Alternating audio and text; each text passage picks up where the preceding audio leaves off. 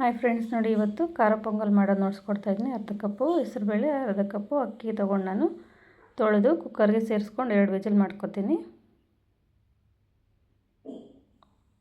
1 ಕಪ್ಗೆ 2 cup water ಹಾಕ್ಕೊಳ್ಳಿ. ಸ್ವಲ್ಪ ನೋಡ್ಕೊಂಡು ಆ್ಯಡ್ ಮಾಡಿಕೊಂಡ್ರೆ ಸಾಕಾಗುತ್ತೆ. ನೋಡಿ, ಮೊದಲಿಗೆ ಬಾಣಲಿಗೆ ತುಪ್ಪ ಹಾಕ್ಕೊಂಡು ಗೋಡಂಬಿ, ಕಾಯಿ ತುರಿ, ಹಸಿಮೆಣ್ಸಿನ್ಕಾಯಿ, 1 ಸ್ಪೂನ್ ಜೀರಿಗೆ, ಕಾಳುಮೆಣಸು, ಕೊತ್ತಂಬರಿ ಸೊಪ್ಪು, ಶುಂಠಿ ತೊಗೊಂಡಿದ್ದೀನಿ. ನೋಡಿ, ಫಸ್ಟು ಗೋಡಂಬಿ ಹಾಕ್ಕೊಂಡು ಕೆಂಪಾದಮೇಲೆ ಅದರ ಜೊತೆಗೆ ಜೀರಿಗೆ, ಕಾಳುಮೆಣಸು ಸೇರಿಸ್ಕೊಳ್ಳೋಣ.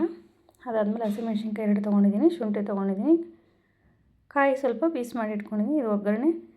ಬೇಯಿಸಿರೋ ಅಂಥದ್ದಕ್ಕೆ ಹಾಕಿ ಮಿಕ್ಸ್ ಕೊಟ್ಟರೆ ನೋಡಿ ಎಷ್ಟು ಬೇಗ ಆಗುತ್ತೆ ಖಾರ ಪೊಂಗಲ್ಲು. ಬೆಳಗ್ಗೆ ಟಿಫನಿಗೆ ತುಂಬ ಬೇಗ ಆಗೋವಂಥ ರೆಸಿಪಿ ಇದು. ನೋಡಿ, ಇದು ಮಿಕ್ಸ್ ಕೊಟ್ಟು ರುಚಿಗೆ ತಕ್ಕಷ್ಟು ಸಾಲ್ಟ್ ಹಾಕ್ಕೊಳ್ಳಿ.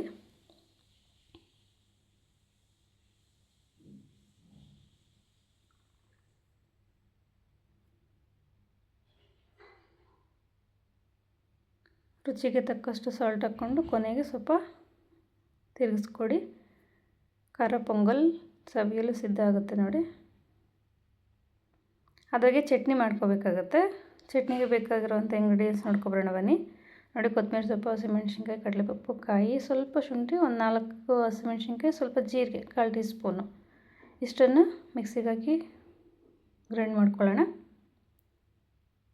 ರುಚಿಗೆ ತಕ್ಕಷ್ಟು ಸಾಲ್ಟ್ ಹಾಕ್ಕೊಳ್ಳಿ, ನೋಡ್ಕೊಂಡು ಸಾಲ್ಟ್ ಹಾಕ್ಕೊಳ್ಳಿ.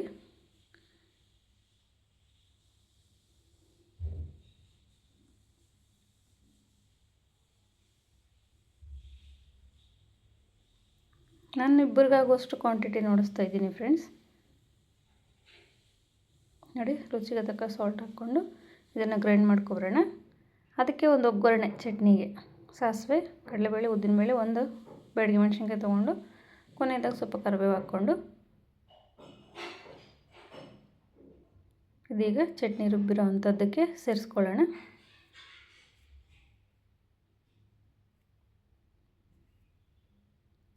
ಚಟ್ನಿನೂ ರೆಡಿ ಆಯಿತು.